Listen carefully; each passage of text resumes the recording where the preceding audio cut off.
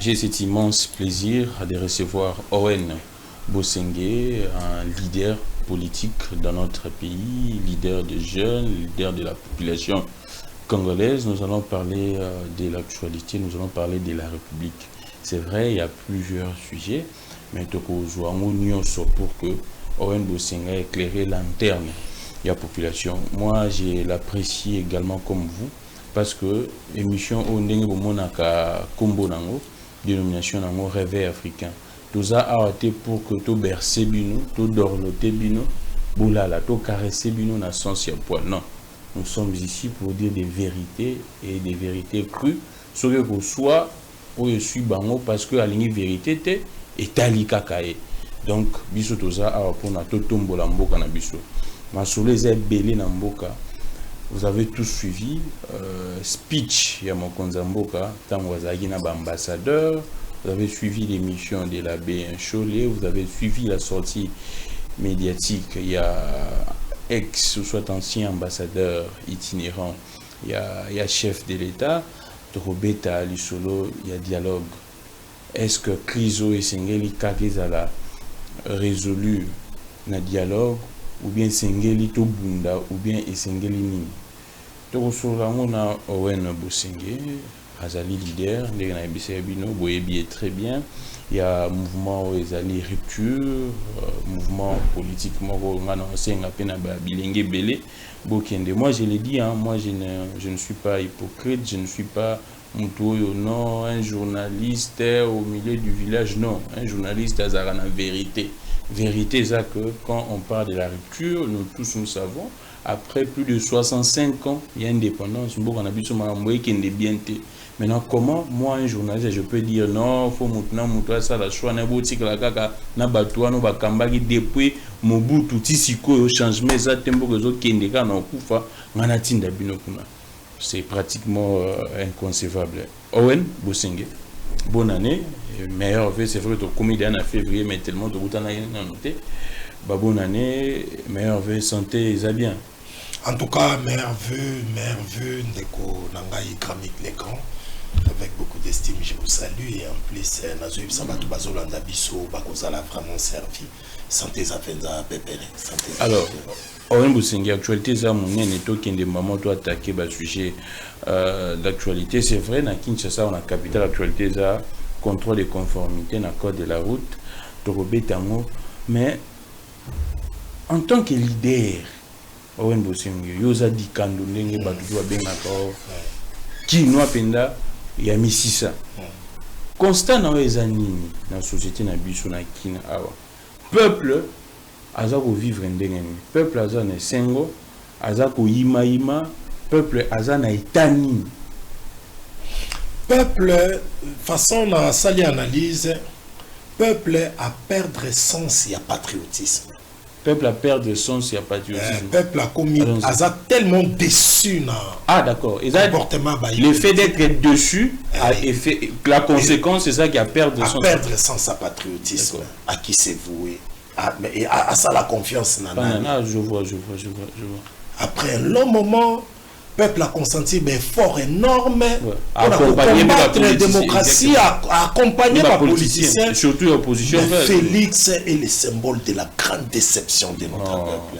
C'est-à-dire l'avènement de Félix au pouvoir, avec tous ces gars au Bazako entouré, tout le monde a Félix na pouvoir, Mbala Liboso Banda Congo, Banda Boyoka directeur à cabinet président de la République, Moïbi Aïbi, Mbala Liboso Boyoka ministre de la Justice, Azakane Moïbi, Mbala Liboso Boyoka ministre de la Finance, Abiba Bolokoda Mbongo, et puis Bakanisi après, Mbala Liboso Mboko Boyoka, tout projet, parce que le régime ya Félix Tshisekedi, c'est un régime assoiffé d'argent. Oh, c'est un régime des assoiffés, des gens qui veulent tout de suite. Bako manambongo, bako kanana miibi époque Kabila. Bana beso bako manambongo, bako kamiibi ata. Ba ça la compétition bako kana bato bango bazali ko répé. Biso on a besoin à Congo, tous en bateau qui se suffisent kaka salaire nanga. Tous abattement que on était ministre mais au monde a ngapé na nyango tam susu. Nasi na taxi na kei. Exactement.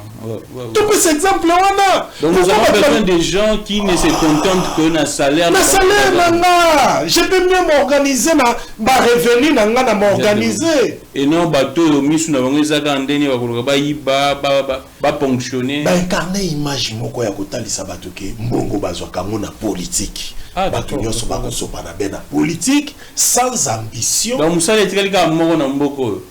Ya la bana pasteur. Ba mumimo na EBA, moi na pasteur moko boye. Donc ti biso to bunda mama politique o innocent ko to dano na émission grammy ti to sa no émission to bunda partout. Azala na été. Après ka du coup kaka pasteur ngo pasteur moko ka Sahe Félix nenga koti na pouvoir a soutenir Félix ba chepe moi na candidat et puis moi na bimine pe député et puis bazupe Daniel Boumba pa nommé pe ministre provincial. Donc na zo des gens sans ambition. Or, au moins, ils sont des à la parcours. Moi, l'autre fois, j'ai réfléchi. Pourquoi nos makaming qui va communicateur politique? Allons-y. Apparemment, c'est comme s'il n'y a pas de considération. C'est un bon sujet au Congolais. Pourquoi est-ce que communicateur ne même pas considéré? Ça va considérer rien que la famille n'a pas le pouvoir. Moi, nous sommes en opposition, on n'est pas des communicateurs. Nous, on est des analystes politiques, des acteurs politiques aux Obunda. Mais souvent, on y a quand un pouvoir, il y a communiquer en faveur de gouvernant. Pourquoi baza considéré pourquoi nous marabons selon analyse selon analyse na monique parce que bateau batinda kabango baleka na ba média bana considération. On préfère prendre leurs enfants qui n'ont rien à voir avec la politique, rien à voir, qui n'ont pas combattu, qui n'ont pas lutté et qui ne communiquent même pas, qui ne savent même pas la réalité. Et puis ils n'ont pas maîtrise de l'histoire, il y a exactement, exactement. Est-ce qu'il y a des gens qui va considérer un communicateur politique aux assure dans un état et c'est Fumuto Tobasangaza, Richard Pindazali, Chris Mokendi Azali, on peut nommer Moano ministre Nani Mona Koutino. Est-ce que Bako nommé sur tous les plans? Témoin à Koutino. Ah d'accord. Sur tous les plans, critères elle peut devenir ministre place bateau. Mais les chefs avaient dit qu'il y a un ministre Oyo a épaté durant le mandat de Poiswa Kiti Lelo, c'est le seul ministre qui a Monique Poisala, il y a jeunesse. Il y a un lobby. Selon lecture, il y a Félix Tshisekedi. Ah d'accord. Or, le Congo ne dépend pas de la lecture. Ah d'accord, je vois. Congo, ils ont dépendre de retomber au peuple à son monde. Au ministre, son norme. Et ils ont apprécié à qui est. Mais puis, son il faut tout le monde retomber. Exactement. La jeunesse doit palper. Au ministre à finance. Entre le discours du président et la réalité que le peuple vit, il y a un fossé. Mais il y a des choses déjà, parce que il y a le président de la République, peuple et paix, Azako évalué yo. Azako évalué yo. Félix n'a jamais nommé de bons ministres depuis son début. Oh, non. Pas un seul. Pas un seul. Banda Félix a depuis 2019. Sans qu'on s'en a doute, Vanda Biomika Okanisa. Aucun secteur n'est pas qu'à Félix est réussi. Aucun secteur n'est. Enseignement et similité. Oh, enseignement. Ah, non. Nous parlons des résultats. Ah, on peut décréter la gratuité de l'enseignement, mais on doit voir la qualité de formation de nos enfants. Ouais, c'est plus important. Qui voudrait aujourd'hui, s'il avait des moyens, la gratuité, la promiscuité, les la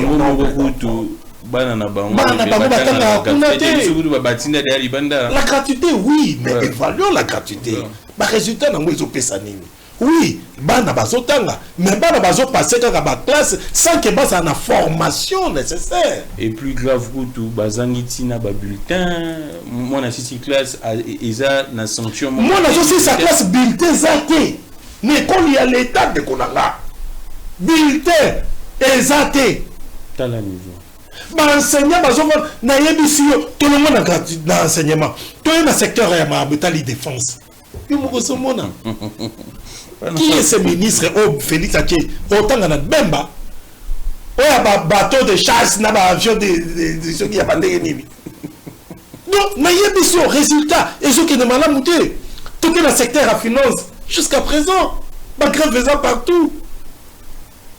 toye awa tala makambo yotu koleka na Geoffrey Mawa o muto William Kazumba yo DG mais au commissaire organe suprême il y a entreprise na bino ya office wana de gestion sur des frais multimodal donc yo commissaire ngolo là chambre na yo ya entérinement oh kuna nde pas ba décision fait bimaka yo DG tu gères l'administration te soumettre nango aujourd'hui que c'est plus de 1,6 million $, soit-disant effort de guerre, ministre n'a eu à tutelle ben transport à Yébité.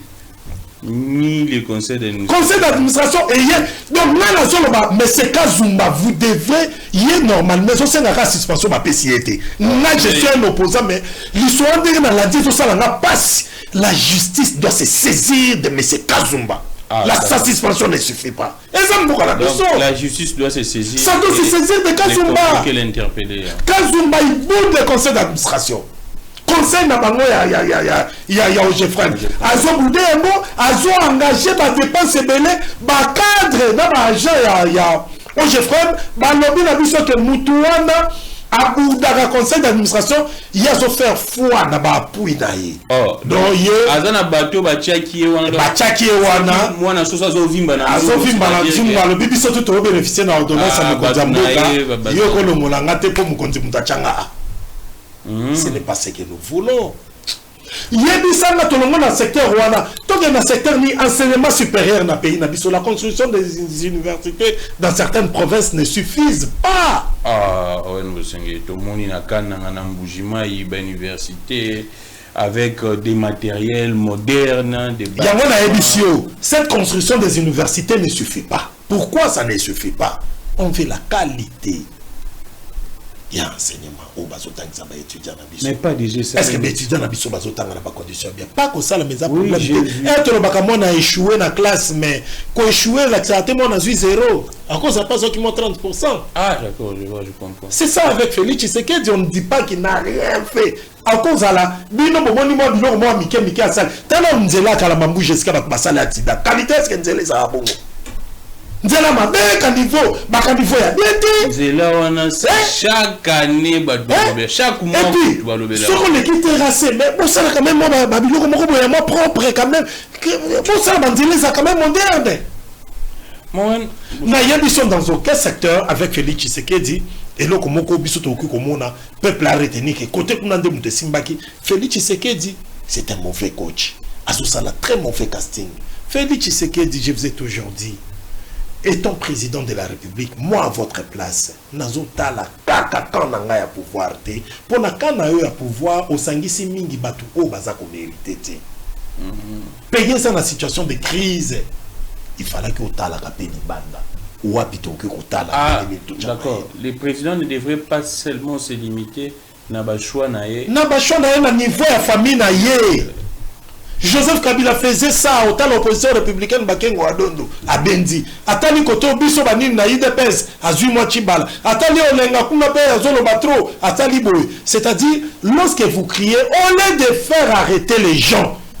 On est comme sous Banatanaël le combat. On est comme Chadari. On est comme si vous sentez qu'il y a de la pertinence de l'autre côté, il s'agit du pays. Ah d'accord. Appelez ces gens-là, au lieu de les arrêter. Ceux qui nous ont boyé qu'on travaille d'ailleurs. On a étamé, il y a boyé. Pour tous ma conviction, pour tout le monde qui 1000 personnes, 1000 idéologies. 1000 personnes, 1000 raisonnements. Papa Zamonate, net il lobby to commémorer qui mort Etienne Tshisekedi. Donc ils sont de l'ingana Etienne Tshisekedi. Etienne Tshisekedi net on dit makaye. C'est-à-dire Félix n'est pas dans le pouvoir. Quand on dit que pour eux, ça mon papa na bino biso photo ni ngayo. On s'en va pas. Mais papa na bino mta convainca kabiso, Félix Tshisekedi pas koki kozala différent na papa na makambo misusu. Ya moto lobaki 1000 personnes 1000 idéologies. Mais ce que to zoka ba idéologie nyonso ya malamu to sangisi pour faire avancer le pays. C'est-à-dire avec le président Félix Tshisekedi, il fait de mauvais casting, il n'a pas de volonté de faire décoller ce pays. Déjà talaka ba casting na ye, il y a un ministère il y a affaires étrangères. Adjoint il y a Wagner et Zaranani. Moi la mention on a kuna payé pesu mususu o azalaka incompétent susu ya kosakanate ngoela. Donc talaba soko talika ba tu Félix à nous comprendre que il n'a pas de volonté de réussir. L'autre fois nanda papa Kengo Papa Kengo Adon dans lobby, il faut avoir la volonté de réussir dans ce que vous faites. La volonté de réussir. Non, ouais, un togota d'actualité. Le président, face aux ambassadeurs, diplomates, il dit clairement, c'est vrai, il est ouvert à un dialogue, mais pas avec le meurtrier. Dialogue est au Salema, dans format OYO. Les pouvoirs en place, c'est qu'on décide. Et bien, l'institution en Bokande Singeli est organisant, financée ensuite, et ça les mappé awa, dans Kati Mboka. Dans la libre réaction, belé à l'opposant qui semble comprendre dans ses discours que, en réalité, le président ne veut pas d'un dialogue inclusif. Lecture nayo en tant que politicien parce que vous avez parmi bateau, vous avez bundela pour que Est Yamboka Nabiso ekota na kimia. Namaloba oyo président à lobby. Vous avez retrouvé volonté à vos sa kimia na kati ya Est Yamboka Nabiso ou bien ils ont un discours tenu par le président qui ne pourrait pas peut-être rassurer la partie. Bon. Il y a qu'à réfléchir, qu'à émettre au Yazako Kanisa, sinon il y a Monique à cause la dialogue tena batu o meurtrier Basimaki Mandoki soi-disant babomaki il faut qu'à dialoguer ça là-bas. C'est un avis. Mais réfléchissons-en. Allons-y. Félix Tshisekedi. Est-ce que ce que ça dit dialogue sans batu o basimbaki Mandoki, tu peux atteindre l'objectif? Où ils attendent sur le retour à paix. Là, c'est la première des questions. Ce qui est au sali dialogue sans bateau, est-ce que tu dois atteindre l'objectif à paix? Namoni et qu'on réussit peut-être. Nathalie Pélissoso. Si que dialogue est au sala, la partie prenante est qu'aux alabanani, ceux qui ba o basimbaki mandoki, bazate, mais pour résoudre quel problème? La terre nini o yozo ciblé. Bon, admettons que tout ça, les dialogues Moko, dialogue et Salami, Owen est là, Martin Fayoulou, Moïse Katumbi, tout ça, Ngani Bissonyoso, c'est Sanga, Babolo Djoa, tout ça, les dialogues. Mais, tu as réglé le problème, tu dans ma campagne sécurité. Ah! Donc, si on fait un dialogue sans une partie des on n'aura pas donné des réponses. Donner des réponses. N'a pas préoccupation, parce que préoccupation majeure, les lieux sécuritaires. Félix Tshisekedi. Donc on ne doit pas se voiler des faces. Tomiko Saté. Le vrai problème est que Bande Komsous Basimbi Mandoki. Le fait de les écarter, Ekosungate. C'est-à-dire, Moutazobe la maladie, Mokozo Sengo Pesakinine, Yotam Sosopesi Naoki Sadiare. Donc, c'est-à-dire, Ozoye Bato Kopé, ça va réponse, n'a pas problème au Toza. Félix Tshisekedi, en principe, moi je pense qu'il ne pouvait pas être applaudi. Na Koloba Bongo, na la Monaï qui a perdu qui raison, na ko meka ko réfléchir Bongo. Président Félix Tshisekedi, déjà, premièrement, on a katapé, na bisoto palanganate. Tant que yo, na Joseph Kabila, pour ça la réconciliation, t'es, mambo ebele ko évoluer. Non, c'est la Likambo Lobby, c'est très montouilla. Aussi longtemps, Félix Tshisekedi, notre prédécesseur Nae Kabila, ça la réconciliation de Bagoyo Kanate, Makambo Bele, et qu'on évoluer. Ah, pourquoi? C'est ça la question que les gens se posent en Bandao. Joseph Kabila, Aza Moutou Oyo, Aza na maîtrise ya, et bon, il pas Félix Afandi. Il est Moutaouta Kontika. Aza la possible 18 ans. Aza la possibilité à bloquer na ba place Belo na Félix à comité mais il y a une place au Singapore. Joseph Kabila lecture dans sala na mona ke yaza la facilité à kosolana batu o basimbi arme bananga. A solana bango bien et puis à kitakati goma. Tant que yo boko condamna ka Joseph Kabila par exemple, tu condamner Joseph Kabila à mort. Bananga côté pas Ibango Bazali, va retrouver toujours méchant. Et peut-être que vous comprendrez. Ce qui va dire, il y a Corneille Nanga, a dégagé un respect envers Joseph Kabila. Félix Tshisekedi a lobby l'abisso de Reba Nanga, c'est Joseph Kabila. Mais comment résoudre ce que l'aéroport à Goma, il y a qu'on négocie na Kagame. Or, ce qui le Félix Tshisekedi au solo lina Joseph Kabila a la possibilité de convaincre pe bananga. De même, biso koto to na possibilité ya okangama entre biso position politique non armée, na ba fayulu na banani na ba yo. Biso tout vont ensemble. Donc si je vous comprends bien à votre bazar, la première démarche d'abord, c'est d'abord la réconciliation entre Félix na Kabila. Félix Tshisekedi. Na Kabila. Awa na o marché monté. Vérité, ça Félix Tshisekedi soit Solna Joseph Kabila. Makamobele aussi. Makamobele ko évolue bien. Bangomi balé faut ba solo là. Et puis dialogue à Batunyo ce que ça nango. Même quand organiser peu importe pays au sein ba ke kokutana. Même yé moko pe. Bangomi balé faut ba solo. Chef de l'État na ba discours ne moko ya suka loba ki s'il a un regret, c'est la rupture ya coalition na bangomi balé yé na Kabila. FCC cash. Est-ce ça que c'est-à-dire awa solution à Congo eza Kabila te eza Félix te eza Nangate. Mais par rapport à la crise sécuritaire actuellement pour que Makambo Ebele évolue et a décompté et sengeli nanu ngala misunanga na mona ki bazali na cop na bango basala Kabila Félix Nananga compagnie. Mais si passation ça ma Félix a remplacé Kabila basolo lat. Exactement. Nanga mtoza président Seni, Kabila mtoza président prédécesseur. Et ça na makamba. Donc vous auriez l'impression que Makambele basolo là qui est que Bayuka na quitté à la suite. Makambele suite nango Félix Tshisekedi a respecté. Oh, yo pourquoi na Félix a respecté parce que les grands bénéficiaires na masolo bango basolo là. Ndenge tout monaka. Aujourd'hui c'est Félix Tshisekedi. Parce que Joseph Kabila a perdu son siège. Nanga perdre le siège. Mouto a bénéficié c'est Félix Tshisekedi. Et puis le seul yende il faut user pour encadrer Batouara Nyonso. Et ça Félix Tshisekedi. Mais ce que Félix a moni qui est important que y a zongi saba nanga mais ils a kaka option peut-être il y a des informations qui sont au détenir.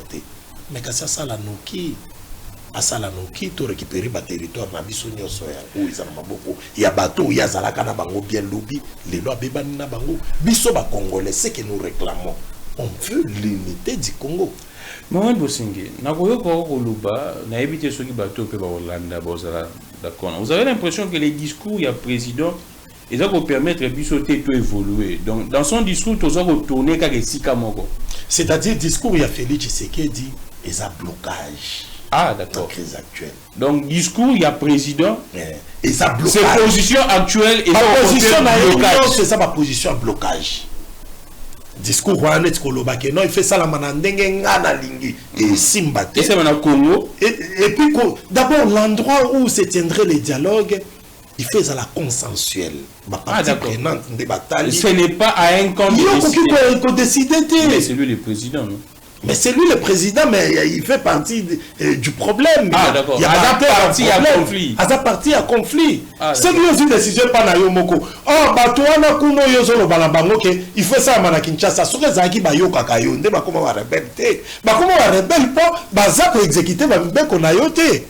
Si il fait ça la maawa. Qui est le perdant na crise autozanango? Félix Tshisekedi Faki a se contenté na quelques territoires où pas ibiso tozali. Il faut regretter ça. Bateau bazako gagner beaucoup plus na statu quo ya crise et ça bateau les régimes devraient beaucoup plus communiquer dans le sens il y a réglé le fait que le territoire est belé comme c'est-à-dire déjà comme on faut comprendre que Mouti Faki a bon de la baninga na dialogue il faut que ça Félix oh c'est là Congolais dans Dieu Mouti c'est un qui a bon de la bateau oh mais Mouti Faki a bon de la bateau et non et ça Félix si qu'on paradoxalement tu comprends ce sont des rebelles de bazobon de la haine à dialogue mais tant qu'il y a Zoboya robinet de sang et ça toujours pour les robinet ça ouvert mais qui les ont continué kotanga batu bazokufa et puis ma territoire bipa yona nyonso ba rebelle bakanga mais c'est une perte pour la République. Ceux qui ne comprennent bientôt le bon en tant que dikando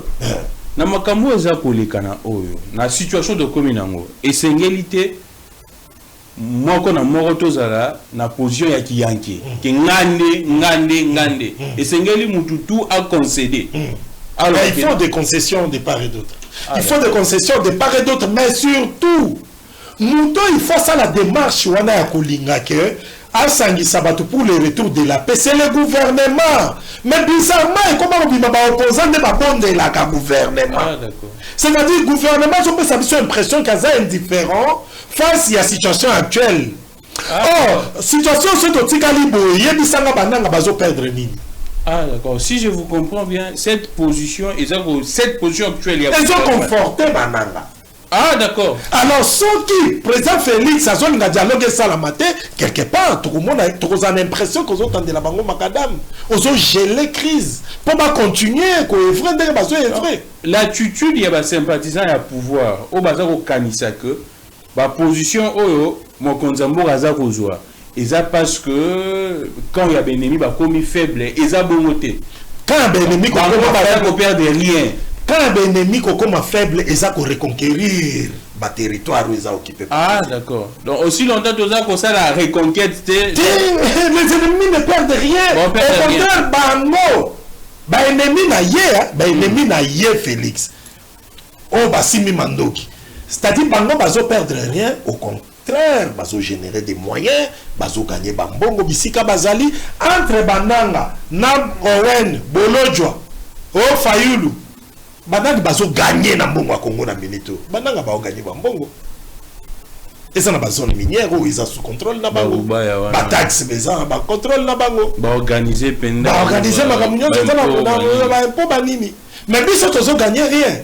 Mais bango entre temps bazo gagner ba mbongo, bazo salama et puis en termes de millions. C'est-à-dire ceux qui situation ont perduré et sont confortés bango. Oh, si ce qui Félix Tshisekedi à comprendre que c'est une perte pour la République, bisika batona bakangi pendant très longtemps, et ça perte. Mais contre Nabiso, il faut yende à Luka, to initier des marches moko ya kozongi sabandeko wana na raison. Alors ce qui a moniqué, à koki ko benga bangote pour basopaki makila, alors azala na capacité ya kobundana bango à reconquérir ba territoire. Mais ce cas ko reconquérir ba territoire te. Mais yé alobi pe ka osala dialogue na bango te, d'où Félix Tshisekedi azo représenter blocage. Et ko senga siko ba congolais biso moko to sala dialogue national inclusif na bato balingi ke dialogue to bunda pona retour ya cohésion nationale. Oya boyi na ye to tia libanda. Mais si quoi difficulté kozala comment la résolution to kobimisa et kozala opposable na république mbimba de quelque part ils ont poussé batou na anarchie, ils ont poussé batou na désordre, ils ont poussé batou na activation article 64, ils ont poussé batou. Dites-moi par exemple, le président Félix Tshisekedi a qui a signé un accord il y a EAC. Tout ce qui est il y a le c'est la haute diplomatie. Papa Nanga. Oui, mais jusqu'à présent, et Tikala qu'on a ratifié dans le Parlement. Notre Parlement n'a jamais ratifié l'accord. Il y a EAC. Accord a signé dans Doha, et Tikala qu'on a ratifié. Or, Rwanda, accord a signé les États-Unis, à zone ça qui est pas dans Bango, ça a été ratifié. Mais et pas dans Bisso Tikala qu'on a ratifié. Oui, mais qu'il y a raison, ça la violation de la Constitution. C'est pourquoi Félix Tshisekedi a la majorité dans le niveau parlement. Que font nos députés nationaux? Que font nos parlements des chambres? Et ça, la canine. Et si vous allez ratifier, vous avez bien raison, vous allez ratifier des violations de la Constitution. Et qui les fait? Et ça, président de la République. Dans le niveau de la violation de la Constitution, on a un continuel. Ça s'appelle la haute trahison. Ceux qui ont un parlement responsable, il faut initier des marches pour destituer Félix Tshisekedi. Comment ils ont engagé la République dans l'accord? Au peuple a comprendre en côté, et puis bon, tu vas caché au peuple a yébité les alakanakati, bon engagé biso na kati alikamoko boye, et puis aux autres na koyebisa biso vrai problème te ezanine. Pas tout le monde a ma rébellion na mboka oyo et soukakaka autour d'une table. Mais yo zoni na mamba autour d'une table te. Que gagnez-vous na situation où ceux qui ont perduré? N'est pas question de la meka kumituna. Oh, on va singer. Félix Tshisekedi sur yo boy dialogue. Yo pendant une ville bonaboui. La médiation. La désignation de la médiation, ça doit être consensuel. Ma partie prenante nyoso va choisir médiation et cause à la nani. Ce qui va s'envoler, parce que nga na regard na natali, ce que l'obit a insisté kaka na basango, biso pe bato toujours insisté que médiation za la kaka basango quelque part, il y a un discours moko ya blocage. Parce qu'à cet instant, Basango, quand le pouvoir est en confiance, on a beaucoup plus attaché à la opposition. Soit, Bazalande dans le collège, ton équipe, composé médiation. Il faut que la médiation soit consensuelle.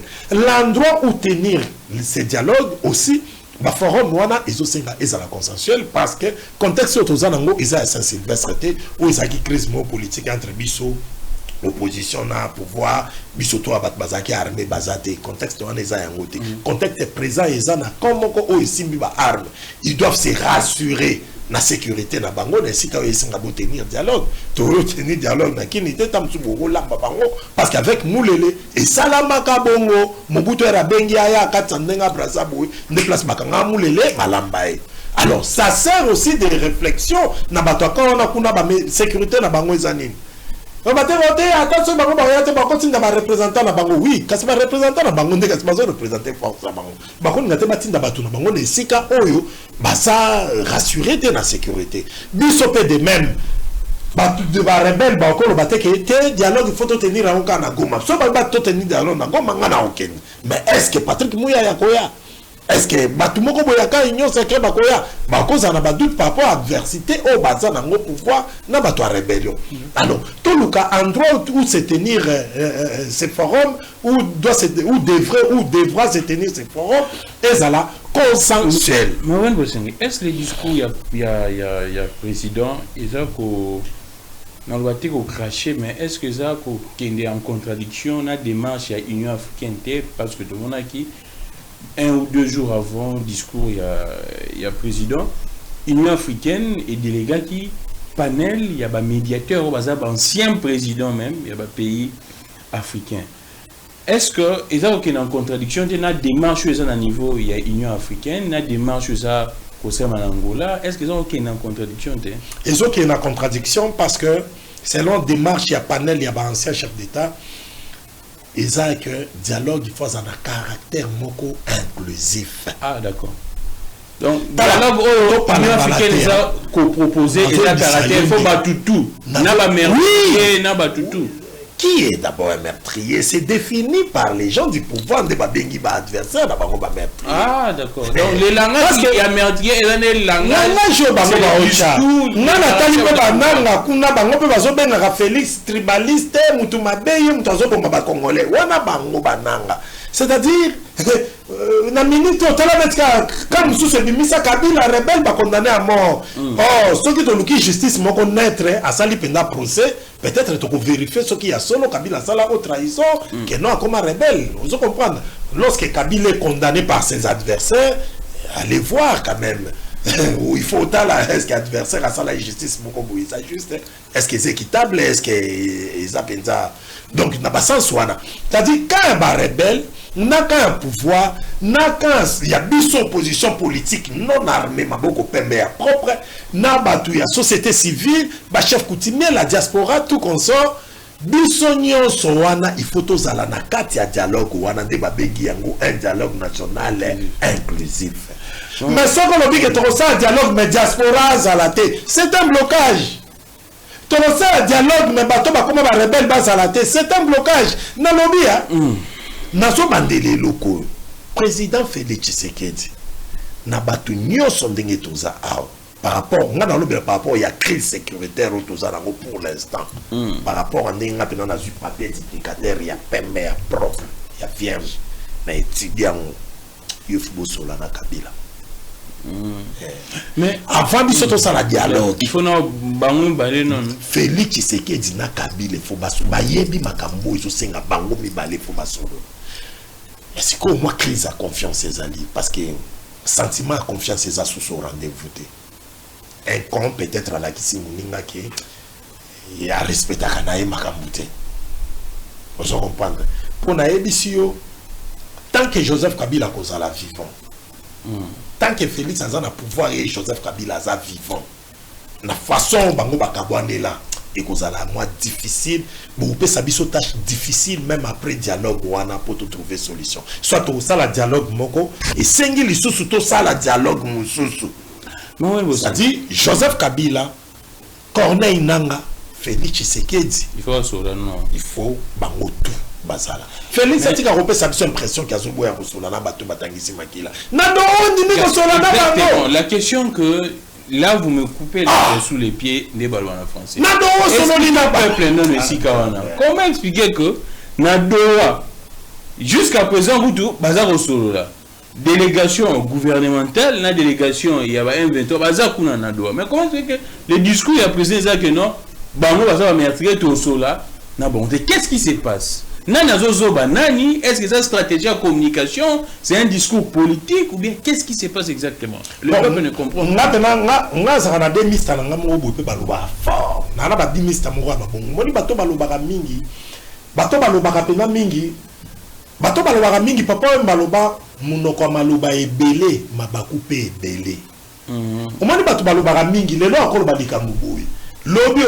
Même question dans ma qui a lobby le contraire.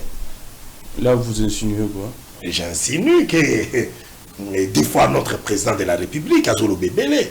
Ah d'accord. Félix a zolo trop. Et puis quand le trop le président Félix Tshisekedi ngai nazo senti ba contradiction na kati. Non senti ba contradiction. Comment na accord wana ya Doha bo signé na bato yo bazo tangisa makeli. Yo moko lo bana na to so ya ba ngote ba panthère Kagame. Il faut la solender la Kagame Yemoko. C'était FCN 23. Peuple congolais, allez-y comprendre que la place où on a Félix Tshisekedi a se contredisant. Tout ce qui a yé l'issue sous le président Félix Tshisekedi a signé accord à Washington. Maintenant accord à Washington a signé président Félix Tshisekedi. Il y a eu suite dans le Lelo et Zanine. Et fait mon côté de monnaie sur terrain. Situation a perduré. L'autre national Trump pour Kagame de Moutazaka Moukonza rebelle wana. Mais Kagame Bosolo na Kagame. Mais applicabilité sur terrain, ils ont s'appliqué jusqu'à présent.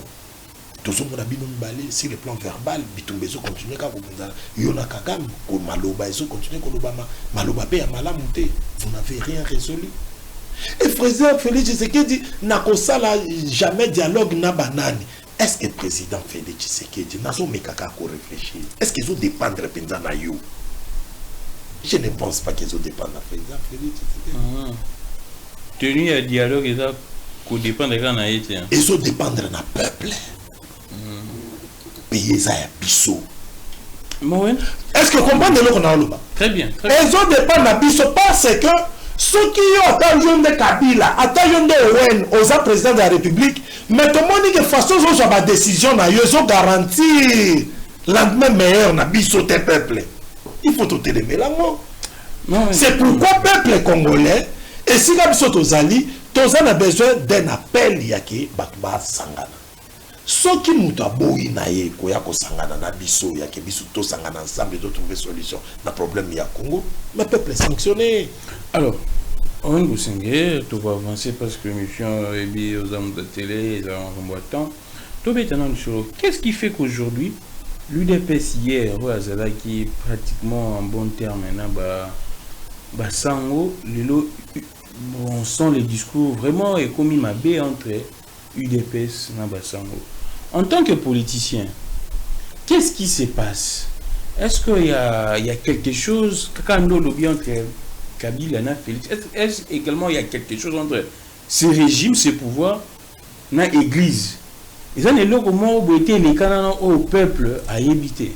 Parce qu'aujourd'hui, les discours, après l'interview, il y a Monseigneur Cholé, on sent vraiment comme il y a un niveau entre les sympathisants. Il y a eu des pèses envers l'église. Bon, question Zakak, UDPS et où met la qui mingi na niveau à opposition. Et yebi apport il y a église pour la défense, il y a pas intérêt, il y a pas gouverner. Il y a intérêt à peuple. A yebi combien église a appuyé à ka bitumba koluka toujours intérêt et à peuple. Alors, UDPS de Kola Oumela qui mingi na pouvoir pendant plus ou moins 37 ans. Ayebi na babitumbe de la bande Kobunda. Combien église soutenaki? L'église a soutenu qui UDPS.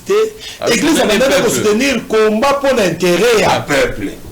Ah, d'accord. Si UDPS de loi commis à pouvoir, oh, l'église a changé, tu as ça quand la place. L'église, on a une image qui non. Il y a Monisiko, c'est non UDPS. L'église, le col à UDPS a continué à pouvoir, il faut que l'église aille soutenir Bango.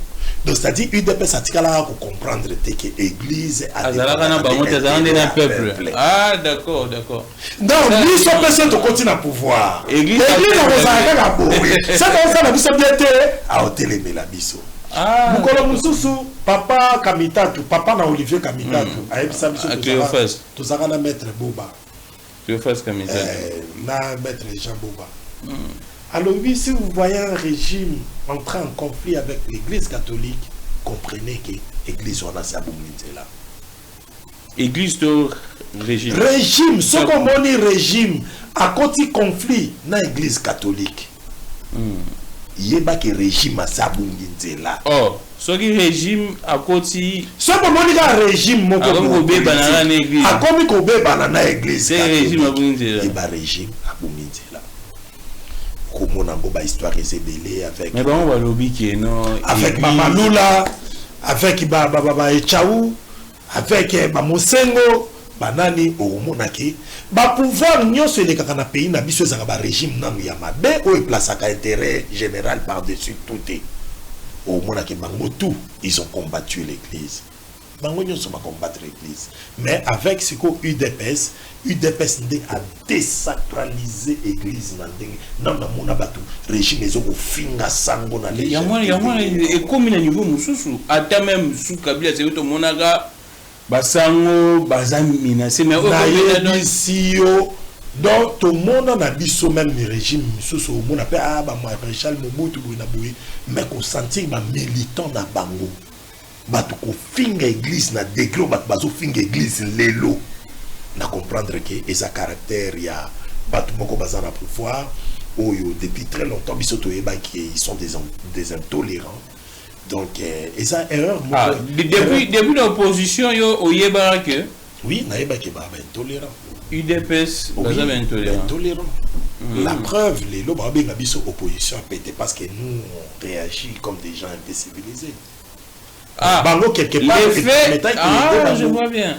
Et Dagi Bango. Donc, Bango, opposition à péter, c'est parce que. Comment on a Totumba Abisite? Non,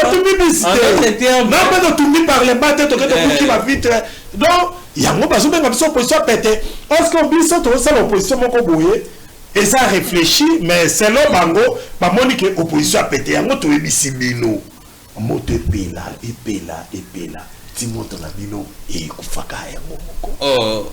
Kufaka ya momoko. Au moins la position va péter. Oh. Écoute, déloger bino proprement en conformité na ba mibeko ya mboka. Donc makambo tout bazo ça là, bino opposition bolobi ke botala bango kaka. Na ibi si bino si bango moto epela la yo. Moto tout ça va peli suka et kokufa. C'est-à-dire, aujourd'hui, les régimes au pouvoir, et ça régime est bien tolérant. Na émission un débat politique pour la première fois. Na mona penza ke batu bazana kan pouvoir mais ba finga ka batu na ba sexe na ba nini tout. Donc malali boso na vie na nga. Pour ba biso to ba patriarche. J'ai vécu époque à Mobutu, na vivre époque à Laurent Désiré Kabila, na vivre 18 ans Joseph Kabila. Na moni penza batu na mbala liboso na mona batu a pouvoir ba finga ka batu. So ils vont meki ko critiquer bango eza batu. Congolais tout ça là donc pas kendika ka pardon. Pour batu mo iso mo tiki bango pendant très longtemps. To combien la ba AVC biso nyonso na mboka. C'était une erreur, il y a histoire Kokoti ça fait dit tu sais que tu n'as pouvoir de qu'on a la communauté. T'as la même communauté to comme divisée. Et bien les bango quand bango on le battait, bango yo quand naé. Bango quand bango on le battait. Donc même dans la place à misala na pas divisé. Na yebisi même dans la place à misala ko ka ba toujours ah mbo on ke bwende. Comment on comment on est ya bango ka. Na yebisi c'est makambuto on sent la frustration. Hein. Moi j'ai vu ça tant makambo ya contrôle il y a conformité au code de la route. Quand je suis les chauffeurs, ma vidéo, tu sens moi que non, les gens sont frustrés. Mais je dis ça yo, frustration c'est makasi. yango nazosenga nzambe na mawa na ye asunga biso. Bon, d'ailleurs, pour Félix, est président de la République, à Tika Peka, 2 ans. Félix Tshisekedi, il faut qu'il. Mais, en tout cas, à venir, tout ça, là, sous RRT, en désignant des gens, on va pouvoir, surtout, nous sommes à la qualité à Félix Tshisekedi, tout ça recueilli, il y a ma casse, na Katambuka. C'est-à-dire, la présence de Félix Tshisekedi, il y a peut-être à cause de l'intention, il y a bien, mais le régime n'a caractérisé, attitude moko ezoko sangisa biso nyoso te. Régime au pouvoir, en tout cas présence nango, eza na attitude moko batobele toujours supporter ngote. Toujours supporter te. En tout cas Joseph Kabila kutu ngana mona ka Joseph Kabila kutu ndenge bato anda ko bimisa ye kaza étranger et permettra ki biso to se sentir unis. Est-ce que vous comprenez là? Je vois. C'est-à-dire Joseph Kabila ndenge babimisa kaya étranger, de bataxaka étranger et permettra ki biso ba congolais tozala unis. Siko moi na mboka siko oyo to yebi kaza mutakwa moko en tout cas mboka ya bango kaka. Ah, je vois la nuance. Siko ba te belé tozo supporter ngoti. To supporter ngoti ngabu na supporter ngoti. Donc, on veut vivre dans un pays à fraternité. On veut vivre dans un Congo où tout le monde se sent à l'aise. Dans la même télévision 2 jours, 3 jours, mais on t'a la petite moye. À ce intimider nous dans plateau pour peut-être à ce monde. Et puis à ça, là, nulle part. Il y a qu'à rapport à Yebi qui a son appartenance tribale, moi, comme chef de l'État, nous ne faisons pas ça et audace. Il y a qui a encore intimidé nous dans plateau. Donc, si je te comprends bien, les gens ont l'impression que le pays est pris en otage par un groupe de gens. Par une communauté. Par une communauté. Et ça frustre les restes. Ça frustrerait. Ça frustrerait. Talanga na koti na kati ya taxi. Ah, bango basé là. Ah, banani basé. A koti na mona kota compréhension na ina comprendre qui. Et ça ma compréhension moko batu bazana ngo partout. Oh, biso ba misusu to bali basi ya ba communauté wana pe. To bali bango basi ya ba communauté wana. On fait la sécurité, la quiétude, paix à Bassina Bisso. On Bassina Bisso va bénéficier à Nabangote. Basso bénéficier n'a rien à régime. Alors, Bisso va Congolais, Tolingi Congo d'unité. Mungala, Mouswahili, Mongo, Soki Nani, Lokele, Mukongo. Bisso Nyoso, tous se sentir à l'aise et égaux dans le pays na Bisso. Alors, la différence, oh, les lois, ils ont comme na ba secteur, ils sont na armée, na ba université, na ba wapi. Donc, profatu na question te oh automatisé ngado na yebisi oh biso kutu na ba université ba konko. C'est ma prof ma tout na ba question ma casse. Alors, il va tout la question bon ba mettre très vite rapidement. Tu as suivi les propos, il y a Ibalan qui, très ancien proche, il y a Félix Tshisekedi, le président de la République, qui a remis en cause l'élection à 2023. Est-ce que Eza coupé sa makasi na opposition depuis très longtemps dénonce, soit à dénoncer, soit dénonce l'illégitimité, il y a pouvoir. Mais Makamou Balan qui a lobby sa vérité. Déjà, tu les gars qui pas Nabino, tu es Sarabino en 2023. Tu as Zalagi na Bango. Mais tu es Sarabino qui élection Zalagate en 2023. Il Balan qui a confirmé. 2028, 2018, ils ont équipé l'élection Manongate, Banoma Batu. 2023, la volonté d'un individu. Ils ont qu'il est déçu, que Yemoko d'abord est très gourmand, je suis député plus de 470 pour la faveur naïe, puis Yemoko. Et puis les 70%. Nous avons échoué dans le premier mandat, mais à 73 sur 74%. Naïli sur Amon que nous tous avons beaucoup ça banane. Nous tout a dit que en 2023 ce n'était pas des élections. Mais ce qu'on regrette dans ça va autant de milliards et d'ima qui m'a fait ça qui n'a signé pour l'organisation. Mais les faits, il y a vraiment qui proche à Félix a commis la rébellion. Est-ce que ils ont fait cette impression que jusqu'à présent, parce que Kabou y a lobby en ok, bah il balance qui facilité. Donc ça donne l'impression que même quand il y a régime, quand il y a pouvoir, il y a des frustrés, il y a des gens qui ne sont pas d'accord avec ce qui se passe. Mais bon, il y a Galino. est-ce que c'est le cas pour Kabouya et moi Lobian? Kabouya, problème à Ibala qui est là, quand il y a un conflit makasi na Kabouya na niveau UDPS. Alors, président de la République à côté là Kabouya. Côté la Kabouya, Ibala qui a lobby, bon, Félix à côté de Kabouya pour Azara Kasae, Azara Muta BDD. Et quand on est à Bilok, on est à Bandenguana. Alors, Ibala qui fallait qu'il y ait venger en gros, qui a teki Babilo qu'on a bien aimé presque Bila Teka qui avant voyager. Ah, avant à voyager, Teka qui va bien aimé Belé, Teka Bandako, Teka Penda Biloko Belé. Teka Biloko Belé, c'est l'un Ibala qui est président de la République, a soutenu un frère de son coin. A soutenu qui Augustin Kabouya, il a estimé que Nutazaki a raison. Et puis, dans tout ça, qu'est-ce que ça a humblement concernant sa présence Félix Tshisekedi, il faut créer un terrain favorable pour la bataille. Donc même au sein du pouvoir, le terrain n'est pas favorable pour tout le monde. Favorable pour tout le monde. Tant que communicateur na bango so M. Sidéo kaka ouais nous a raison. Oh. Donc beaucoup de après émission na off. So bakangi ba caméra. Avant émission après émission. Qui mon frère final Lubani. Même biso Félix Ntandinga sabota biso ba communicateur mon cher Tala Benza batango ma trop wen bo sala fort bino boko tala bino. Oh, na zo ba vérité ba yebsa biso. Je vous dis UDPS Union sacrée ba communicateur na bango tout. Donc croyaka na makambu o zo sala maté. Si je vous comprends bien, tout ça a une sorte, bon, on peut s'en donner,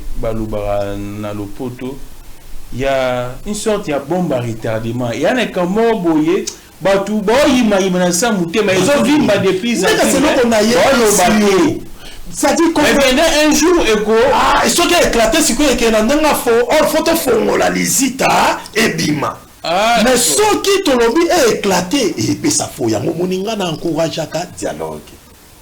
Pour ce token à dialogue ici en parlant du dialogue on ne soutient personne. Moi j'ai toujours reproché à Corneille Nangaa d'avoir été malhonnête. Les résultats des élections de 2018 ce n'est pas ce qui a été proclamé. Et Corneille Nangaa ce qu'a proclamé en gros, je crois que proclamation on a élection on a résultat et ça n'a pas plaisir na Joseph Kabila. Kabila peut quelque part, tu as soutenu l'oko ya malamouté, c'est que yo lingaki Félix Akota. Biso badika notondi magate que Félix a gagné l'élection tamba moko na Congo. Félix yo pour bénéficier nango, so pose que mettre non la fraude j'aime pas. Na rezoité élection de Kandengeleka. Mais Félix c'est que toujours reproché au pays depuis aux alliés, obimi incapable à sécuriser le territoire na biso parce que c'est vous le président de la République. C'est le nom bananga bazui. Ola koyaka kolela lela na komba bananga. Bobunda kaka. Obunjo bengani bango. Et nous sommes bengana bangote. Au moins c'est qu'on soit faible. Le Congo a besoin d'être conduit par un nouveau leadership. Il y a moutou moko gaillard moko on sera capable que en tout cas pesa les katé to attaquer bangote na pays na bango ba to conseil de sécurité ba cause ah bozonga kaka bozonga. Tozongi to kanimba territoire. Félix Tshisekedi, vous ne le faites pas. Joseph Kabila, toujours reproché. Biso Mokopé, opposition politique non armée, on a été naïf. Pourquoi nous avons accepté des décennies, des mandats Mbimba? 2 mandats Mbimba, opposition politique non armée, on a été naïf. Totali Bouzo Bagnon, ceux qui n'ont mis sur Nabiso. Retirer pouvoir, il y a peuple, il y a quoi élire les dirigeants naïfs. Opposition politique non armée, on devrait agir. Mais opposé belé, beaucoup de monde beaucoup de ça va tout bazar na pouvoir pour bazar na mbongo. Trop. Il y a opposant non armé, belé ba koma ba master ba pouvoir pour la benda la likona. Ba tout ba yekango. Oh opposition na lobby tous les bateaux bino les grands opposants. Tala baso kokobi ça ba tout na balabala. Mais ça peut-être dépourvu des moyens. Bah oh il a discuté d'ailleurs azala ba château ce qui combien azala ce qui milliardaire oh azala hôtel mais ba bimisa ba tunazela ba ko bimisa ils accompagnent Félix Tshisekedi ils accompagnent Félix Tshisekedi na ko ça ne faut na tunon avant toute cette émission na ko sauter grand journaliste de konanga gramique les grands les vrais opposants ce n'est pas une qualité il y a que tout tika là-bas opposant. Mais notre souci est à l'obito conquérir le pouvoir. Mais les vrais opposants à un régime, il y a Félix Tshisekedi. On a envie. Bolojo azate en vie. Merlin vous voit azate. Aidé bazate. Bazebele. Baki prince kinana. Banani. Bajene wanozoyoka ba parole kamiselo banatana elo no komba. Na boyo tanga ba journaliste pour na ko bomela to bakop. Ata pouvoir en boya boya ole kisaba non ça talika ke yo ba chao de la casa ba ta opposition. C'est nous qui sont des gérer opinion mais on n'a rien. Dans la mission va miharde, dans la château mais on continue biso ne tozo reverser Félix chaque jour. Na biso ngoloka ba biso to lo maketo lo basute. Nani a koyo contredire Félix. Nani et là on a le besoin important. Très capital. Et personne et on va te on a ni boida finance kabiso muto azate.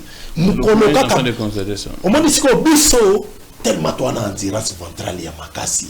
On ne cède pas. Alors, Nicolas Baba, quand le monde a biso ka simple wana que on lelo a cédé. Bolojo a cédé, Merlin a cédé, Félix a posé 300 ans dans le pays. Parce que les opposants, ils sont avec Félix, ils ont subi tout le matin, ils ont passé relais, ils ont donc, ils ont passé relais, ils ont 25 ans, ils ont photo, ils ont cannabis, ils ont raté.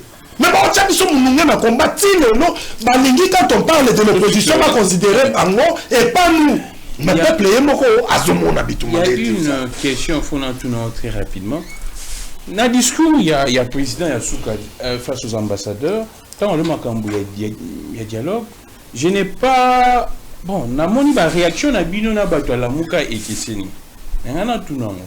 La Muka salue le fait que pour Nabango, Félix Tshisekedi est en train d'évoluer. Le fait d'accepter déjà les dialogues, c'est un pas. Mais bien le fait de dire que dialogue, oui, ça ne suffit pas. Mais Bango, la Mouka, j'ai suivi Prince Epenge, qui se contente d'abord le fait que Félix a accepté dialogue, bien qu'il ait un format OIE à l'obéli. Voilà. Lecture non des faits, est-ce que vos actes, opposition comme divisé, bino na bato la Mouka, ou bien Ndeoza Kolobage, Misusu, Bazana Bango déjà na régime, ou bien qu'est-ce qui se passe? J'ai suivi deux réactions en tout cas très différentes. Moupanzi Nabino, Bomoni que langage ya président, ils ont favorisé Kimiate. Mais la Mouka Pona Bango, ba saluer pas Oyo, Félix Asali. Bon, et là, awa eza pour la bande qu'on a vu sur la Mouka, naïf ça a bino vérité. Loin de moi idée à Kolinga, comment qu'il respecte le président Martin Fayou. Mais naïf ça a bino des fois orientation à ambition et orientation à ma position na bino na mona bande ko la Mouka mingi vous aurez fait vous êtes nostalgique. La crise actuelle autour de le président Martin Mtok et sa solution.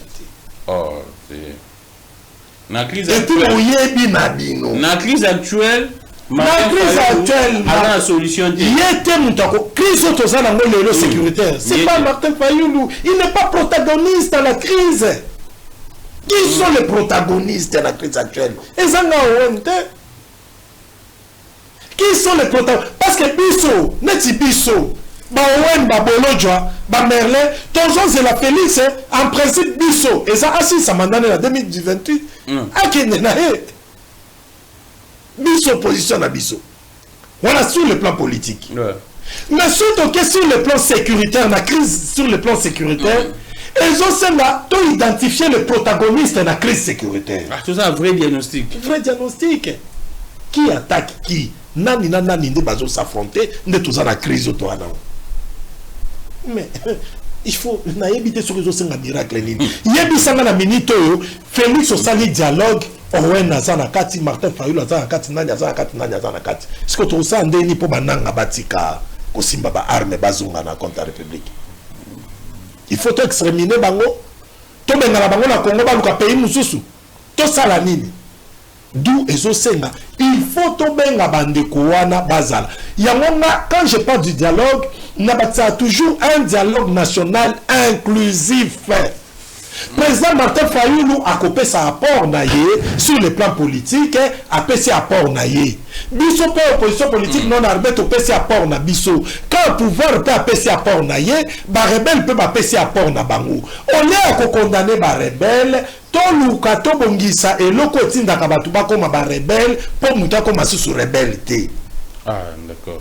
Merci beaucoup, Owen Bossingé. Donc, c'est un peu ça. La mouka, bo tika ko rêver. On peut vous laisser, hein, parce que ngai dialogue sur les inclusivité na okotate. À part les assoiffés de pouvoir. Oh, bazo kanzata msuboya okota. Dialogue sur les inclusivité. Donc, bonne partie, il y a opposition. Biso to okotate, tout ba okota to diabolisa. Ah, d'accord. Ngai, moni dialogue sur salamika ke. Oh, Félix, na n'a opposant acheter. Ceux qui ont Félix n'a opposant acheter tout au côté. Parce que on est à débauchage. Un dialogue sans inclusivité, ça s'appelle le débauchage. Un dialogue inclusif et qu'on légitime ma position de propose et ça plutôt dialogue mais débauchage. Et ça débauchage. On s'en comprend. Et bien, on a bien qui battoir. Banani Bayaki. Ensuite, c'est quoi? C'est quoi la finalité? Mais la finalité, ça fait des moussitou. Ah, comment ministre? La finalité, ça fait des bateaux. Comment on master Félix? Donc, biso sikoyo toza batu oyo ndenge na lobani rande konyoso biso toza na endurance ventrale. Biso toza na endurance ventrale, tolobi to okima makolo awa ti pa yo to kokoma. Biso tolobi na peuple congolais. Nga ndeko na ngai nakoki kolinga te lelo toke tokoti dialogue na plaisir pour qu'on mette au nom Owen ministre na omela mai na tonga atana comme ministre na ozombo mais na omela mai na tonga, c'est-à-dire pendant mela mai na tonga te na légitimer position nanga. Le dialogue en question doit être inclusif, mais ici en tant que peuple, ici je ne me vois pas acteur politique, en tant que peuple on a diagnostiqué situation tozanango na comprendre que tout tikalolendo Mopandi, tous à la humble bisognoso, tout œuvrer dans le sens de favoriser la cohésion nationale, dans le sens nini, de Félix Tshisekedi, Yona Joseph Kabila, il faut bosser. Ah, d'accord. Félix Tshisekedi na Kabila, basolo là. Biso pe dialogue national inclusif, tout ça là, mais yo penan de konayo bosola. Mais ceux qui m'ont occupé na bosola te, bon bunda bino mbali. Merci beaucoup, Owen, c'était un grand plaisir. Il y a beaucoup de choses à parler dans Owen, mais temps et ça, je pense que tout ça l'effort. Aujourd'hui, tout ça journée, tout ça lundi. Ceux qui ont à dispo, tout à table jeudi, vendredi, tout ça. On sait pas que ma belé te soleil, on t'a vu temps également. Il fallait tout bête, ma soleil belé. Il y a beaucoup de sujets. Il fallait dans la vie naïe sur Macambou. Il y a justice. Mais je pense que nous avons besoin de faire un semaine pour tout ça là. Arbitraire, ça dit qu'il va condamner Matata Mponyo. Arbitraire. Mkolo Augustin Kabouya a consulté Matata Mponyo en tant qu'informateur. Elle a bien consulté Matata Mponyo. Ah. Kasi elle a bien consulté à côté de la union sacrée. Même Matata Lobby, ceux qui vont condamner, c'est parce qu'il y a Boyaga. Même les observateurs sont observés. Matata Moutalo, déjà la banane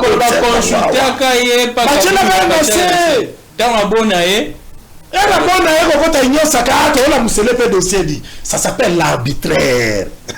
C'est ce qui règne. Merci beaucoup en tout cas.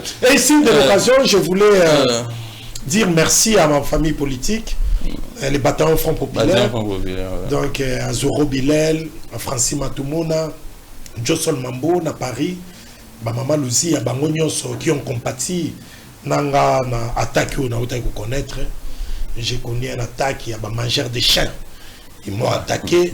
Bah, ils ont attaqué, ils ont machette et tout consort.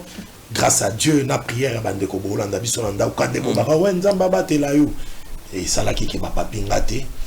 Baboto nyonso bakoka kobotola ba brutaliser nga ba humilier nga, mais ce n'est rien ba pesi biso ka makasi pour yango nde ba couronnement na politique, il faut ba humilier yo nde ba couronnement na politique yango wana na lobby énergie ezaka kebele. Merci beaucoup Owen Bossingé. Bâton Front Populaire, on appelle ce bande de connus sur Bâton Front Populaire Mbote, Génération Rupture Mbote Nabino. À nous tous, la population congolaise, on se retrouve très prochainement. Prenons très bien soin du pays. Battons-nous pour la liberté et le développement de notre pays. Je suis Grammy Clégon, que les dieux de toutes les inspirations continuent de nous inspirer et de vous inspirer également. On se retrouve très prochainement. Au revoir.